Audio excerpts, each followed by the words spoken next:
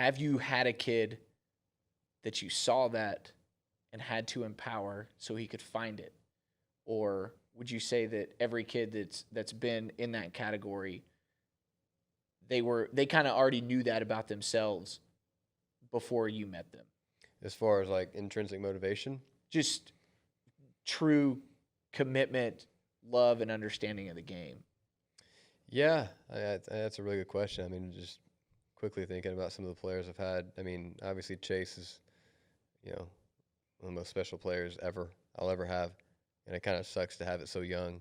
It's like shooting like the biggest deer of your life as like a 8-year-old. You're like, damn it, like It's all downhill it's all from downhill here. from here. It ain't gonna be any good. But yeah, I mean, saying that, I mean, it's Chase obviously had it. We talked about that before. I've had a couple in the past. Yeah, yeah. I think one that I had, at Taylor High School. I think he had it. He wanted it. He just didn't know how. And I think honestly, most players are probably that way. He just needed somebody to kind of, take him to the water. And once he got there, he knew how to drink it, but he just didn't know how to get there. Definitely had that. The biggest thing is, I say it all the time, you got to figure out with your quarterback, and this might sound like the stupidest thing ever, but you got to figure out with your quarterback, are you going to be in the driver's seat?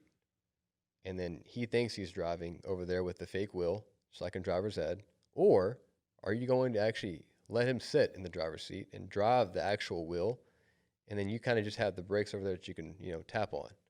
Either way, the kid thinks that, he either has power or he thinks he has some power, but regardless, he has ownership, and that's the most important thing. You just got to be the judge of how much you actually give him. For sure. As opposed to putting him in the back seat and just telling him everything you're doing.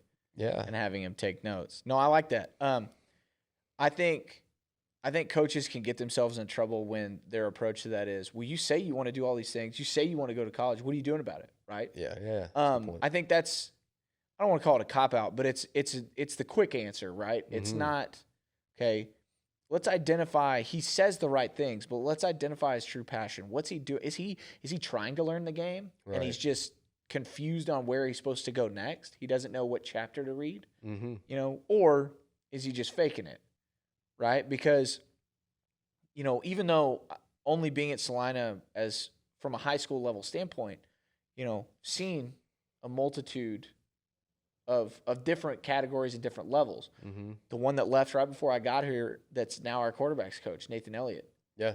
Had it, knew it. Yep.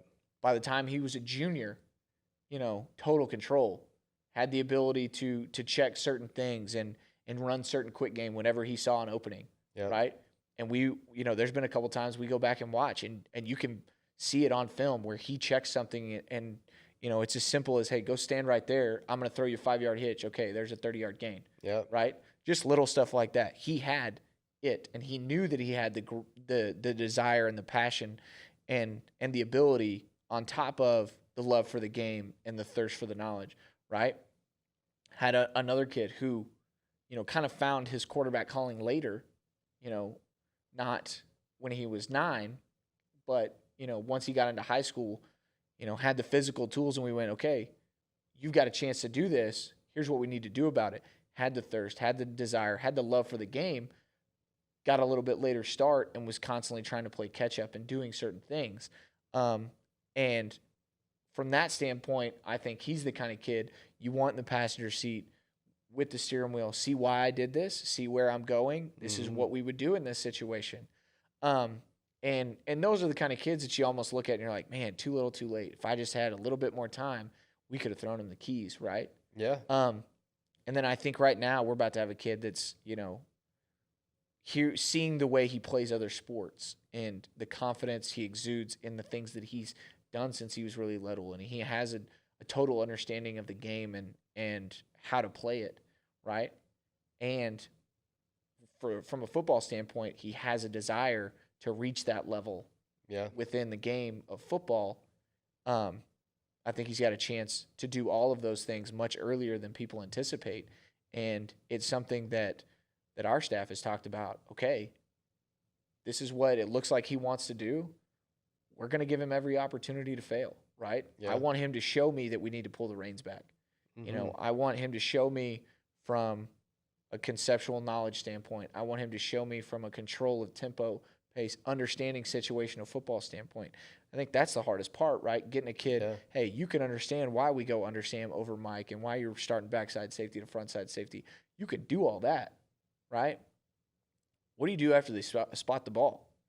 How much time's on the clock? What hash are we on? Yeah. What's the lead? What's the deficit? All of those things, right? But those are the ones that I really desire to have within our program at any different position. The guys that, they may not have total mastery by the time they're a freshman in high school or have a clear-cut, driven path of this is what I'm trying to accomplish. Yeah. But once they do figure it out, I get really excited about tailoring our relationship, our communication, and certain aspects of our program to put that on a pedestal and highlight it. Yeah. No, I mean, those having those type of kids obviously make our job way more enjoyable. Whenever Nathan puts the kid out there and throws that 5-yard hitch and nobody else really saw it except for you, and all of a sudden, that kid scores and every coach is like, great call, coach. You're like, appreciate it. It had nothing to do with it at all. All me. All me. Yeah. I think a lot of it, maybe 3 decent examples that for me, I always try to look for. I mean, obviously it's knowing your quarterback, but it's Marinovich, Brett Favre, Tom Brady. Which one is he? Yeah. What are you doing about it? Yeah, exactly. Like, is it Mr. Robot? He's gonna say, do, everything what he's supposed to do, but he actually has no clue who he is. He just wants to go surf.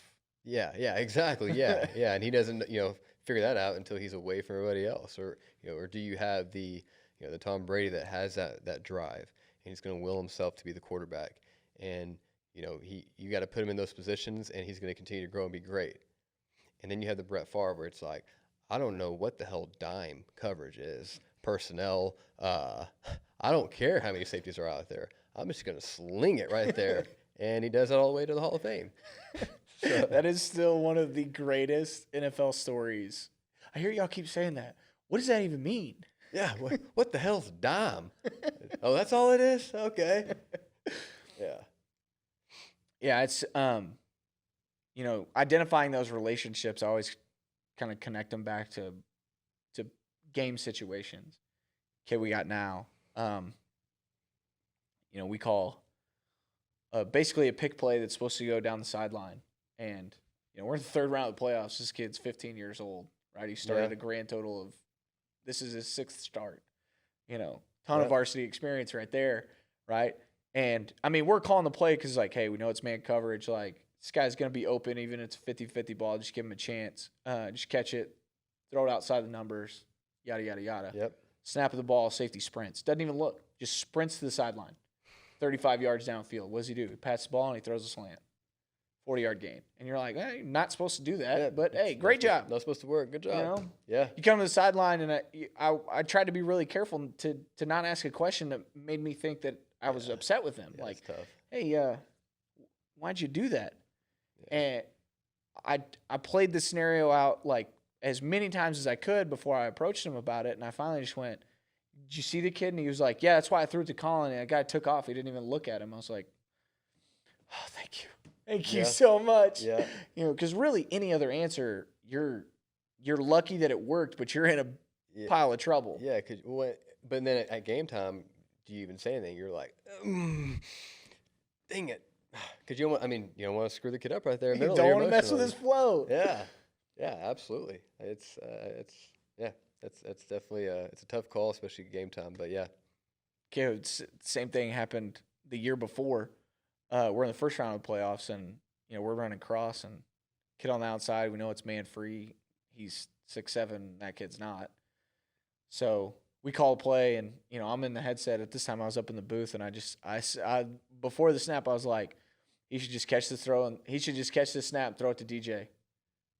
And he didn't, and he starts his progression, backside safety, frontside safety, all that. The only reason I said that is because the safety was super tight to the hash. There's no way he's getting over the top. Yeah. But, got to give it to the kid because he still tried to. Because on the snap of the ball, he turned and sprinted. And So he hits the cross in stride, scores a 50-yard touchdown, jogs the sideline, throws a headset on. Before I could even say anything, he goes, I was about to throw it to DJ, but that kid just took off running so fast off the hash, there's no way I couldn't throw it to Isaiah. Good for him. You know? Yeah. And that was what I wanted. That with him, where he was in his career, the why was almost as important as the execution, right? Yeah. And that's where we're moving towards is being proactive with the why with this next group. Yeah.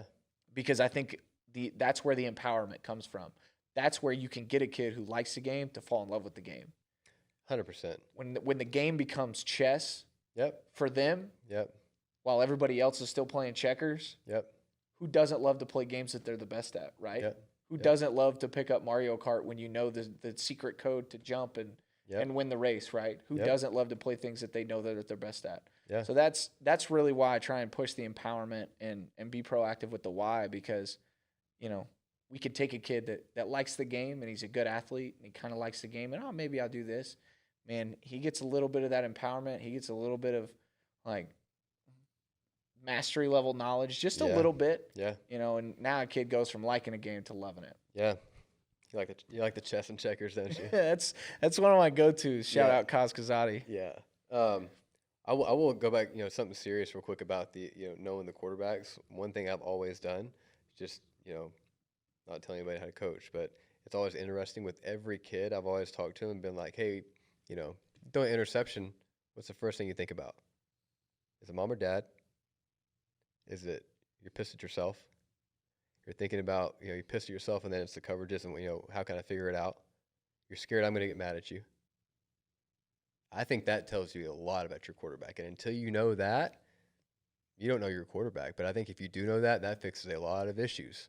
Just in my opinion, I think that's one of the biggest things that coaches overlook. It's like knowing your kid. How is he going to respond? I mean, it's just like a girlfriend. You got to get to know her. You have to. You got to know what makes him tick, what doesn't. But little things like that, especially for a high school kid, it makes a huge difference because at the end of the day, I mean, we're not thinking about that stuff, but that's a big deal to him. Like, is he going to go home and get reamed by his father? Is he, is he scared that we're going to yell at him? If that's the case, if I've been yelling too much, I think those little things, as far as, with quarterbacks and how they operate, I think it's very, very important. Absolutely. Because if it's the first or the last one, Yeah. you got to reapproach your relationship with the kid Yeah. and how you're going to move forward. Yeah. And their conversations they had with you, I mean, that's perfect. That's what you want. They're speaking football, and they're speaking football freely. And they're not scared about what they're going to say, what they're not going to say. That's how it should be. That's a healthy relationship.